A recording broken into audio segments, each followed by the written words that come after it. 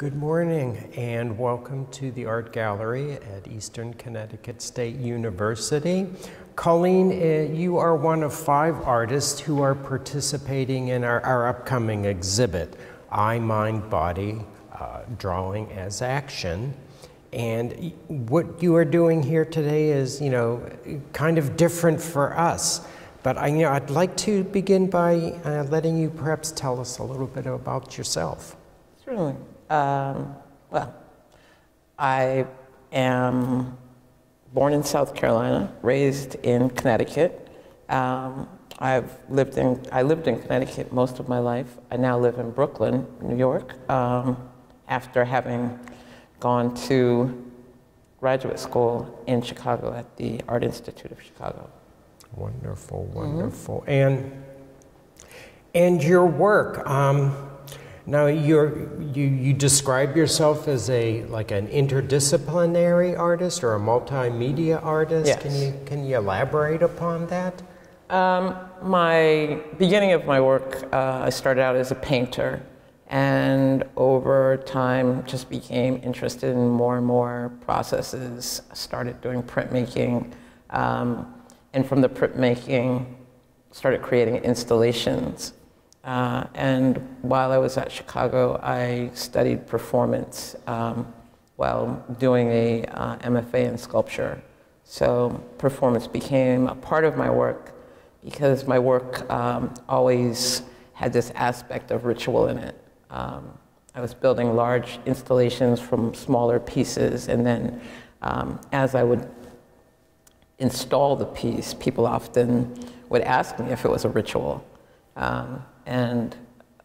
So performance just sort of came in as bringing the installation to life. Interesting. Well, that brings us to the point here. Now, we're set up in the gallery and we have some of your work behind us. And, maybe you'd like to, give us some background on this. We've talked about your work in the past few weeks a little bit more extensively, some of your motivations and that. And with this particular work behind us, give us a little bit of an idea of what's going on with it. Yeah, these are actually older works that I started doing in 1998. And the work is based on self-portrait. They're actually my hairballs, and I call this series Nappy Hairballs series. Mm-hmm. And at the time, I was growing my hair into locks. Yep. And so these are some of the sort of last times that I really actually combed through my hair, and so I was collecting all the hairballs from them. It was just something I started doing, playing with the idea of old wives' tales, and if someone got in hold of your hair, they could put a spell on you, or if a bird got your hair, they would make you crazy. These are things I grew up hearing from older women in my family. And so while I was at Vermont Studio Center, I wasn't able to do the work I was planning to do there and needed to do something. And so I decided to start drawing these hairballs. And it turned into a whole series of work, making assemblages with the hairballs I collected, doing these drawings. People started giving me hairballs. And I just loved the process of making them, just following the lines and reading about hair as energy, a connector of energy. And Ayurvedics believe that hair is an antenna to the higher power. And it's one of the reasons Rastafarians don't cut their hair. And many cultures have these ideas of hair being a conduit to the supernatural. So this hair, the movement, the idea of energy behind it just became fascinating to me. And so I just wanted to play with it. And so I think of these as self-portraits. Indeed. I'm fascinated by that subject, if you don't mind, in a contemporary sense, this idea of the hair, and if you'll pardon me, let's say the Black or African American experience. Do you find that this resonates now with more contemporary social phenomenon? Well, absolutely. I mean, I said I started this in 1998, and at the time people were like, hair? Okay, so what? And I think people, or many of the people I was talking to in the art world didn't understand it. White people didn't understand, like, what's the big deal? Your hair is on your head. At the same time, I was always dealing with people reading me a certain way because of my hair.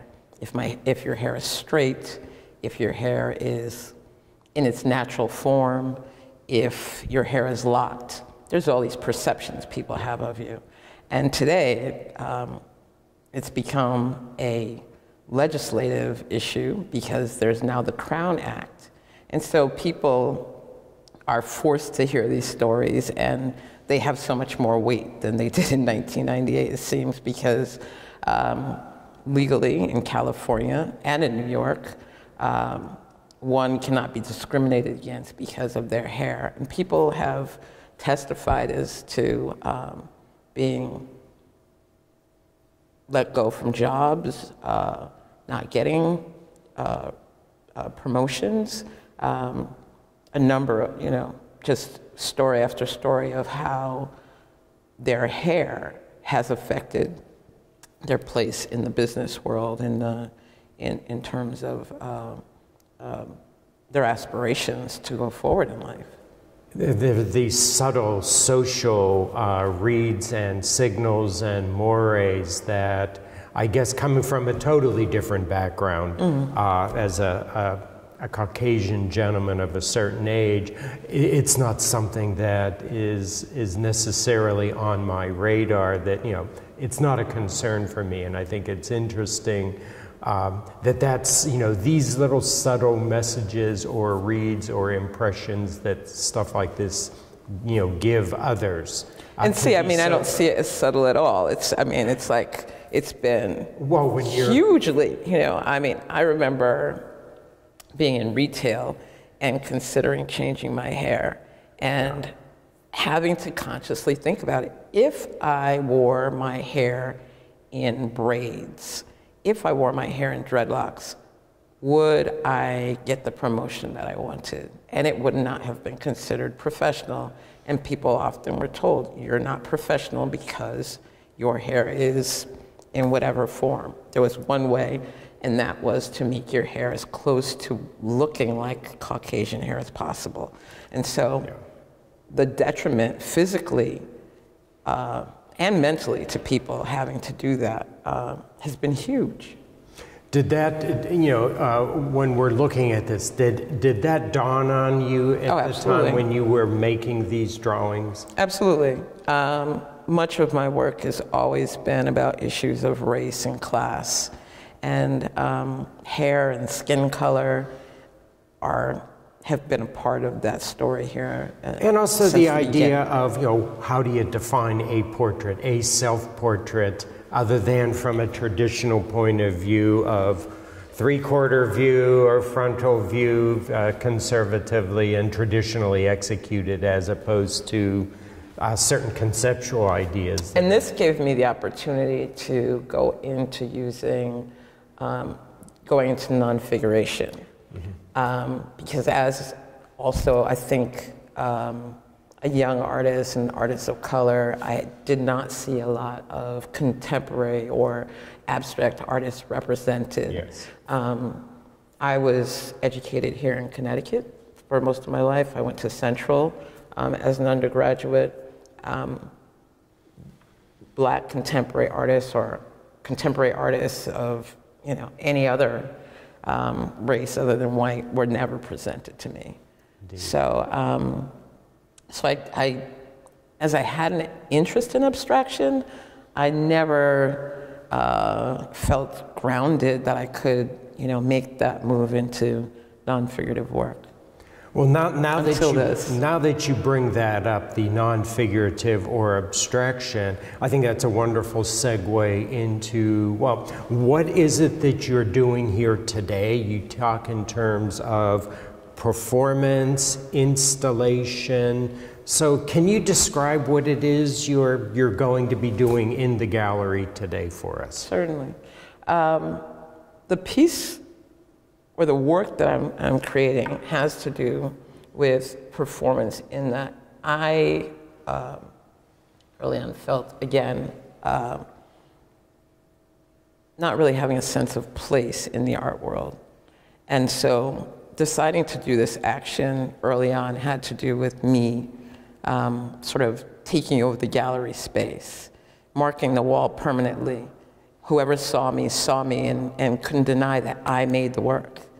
And so as I sat with these ideas and developing these ideas, I realized certainly I'm experimenting with the place of the Black body in art, claiming a space in art history, and doing it on my own terms. So taking my effort, again, and altering this white box space. Pardon me if I interject, even the term a white box space is very suggestive and nuanced, and it seems to be just chock full of this sort of tacit significance. Yes, but again, one of the people whose work I always followed, Howard Dana Pindell, talked about Black artists in the art world in the 70s and the need to be recognized as artists. And as I've moved through the art space, I have gone from being a self-taught artist, getting much of my experience in art centers, and then going into academia, which I don't really know the numbers of Black MFAs, but it's relatively low. Yeah. And so having sort of breached this space, then claiming one's place in the space is another level of confidence that one has to constantly be searching for. And so, creating this performance is part of that, building that confidence and establishing that I belong here. Wonderful. If you don't mind, I'd kind of like to switch gears and talk about the more formal qualities of what you're going to be doing. You're doing this and you have done this, as essentially an epically scaled drawing. Why drawing, and perhaps the medium that you use for this particular performance installation? Can you expand upon that, your rationales? Drawings just always come natural to me. I just keep thinking Cy Twombly was someone who I always loved. I was a docent at the Yale Art Gallery and spent a lot of time with his work, and just this idea of making and marking time with the idea of creating this line. I like the physicality of the drawing, especially this large-scale drawing. It's just liberating. You said you wouldn't make me smile, but yes, exactly, liberating. Yeah, I just think that the immediacy of drawing as well, it's open to, everyone. What we choose to do with it is, indeed, and the show is going to show the variations of that. There's a certain primal quality to it as well. And the medium that you're using. I understand you're using a rather large chunk of graphite. Yes, that I had to hunt down. It wasn't that easy to find any that large this time. either. But you know, I'd like to, you know, perhaps close by, you know, asking you, you know, just drawing as a physical act, and perhaps you touched on this, you know, this sort of liberating thing and reclaiming the space. Where do you see that coming in, just the physical act of drawing? I again think that the movements of my body that take place, I set certain perimeters for myself when when I create this drawing. I have to use my full reach. Yes. I have to be fully present in it. This idea of motion, it's been some time since I did this drawing before, so it'll be interesting to see how motion is limited or controlled.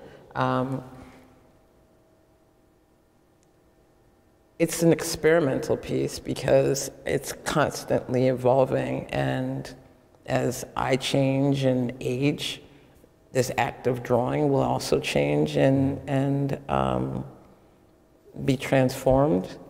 I don't know, so we'll just have to see what happens as I create it. Very good. So let me close by just asking you perhaps just one more question then. Now, you're an artist, and like myself, an artist, you're also a teacher. Where do you see perhaps the role of art intersecting with that educational environment? I consider it priceless. I mean, I teach children, and I see the voice and the confidence that art actually allows them to have. And it seems that art is the one place where their imaginations are allowed to actually flourish. So much of education today is based on formulas, and knowing those formulas and sticking to the rules. The idea that I'm able to give them permission to break rules, and to see them grasp that and what that means and just go for it and just like explode creatively. That is, it's so powerful. It just, I mean, it fills my heart whenever I think about it. I think about their faces when they have these conversations with me. And one of my students walked up to me and she was like, "Miss Coleman," she's 6 or 7 years old, the work. And I was like, okay. Wonderful. We learn as much from them as they from us. Absolutely. Coleen, thank you very much for honoring us with your presence, the patience of enduring this interview, and we look forward to what comes out of your endeavor this afternoon. Thank you so much, Mark.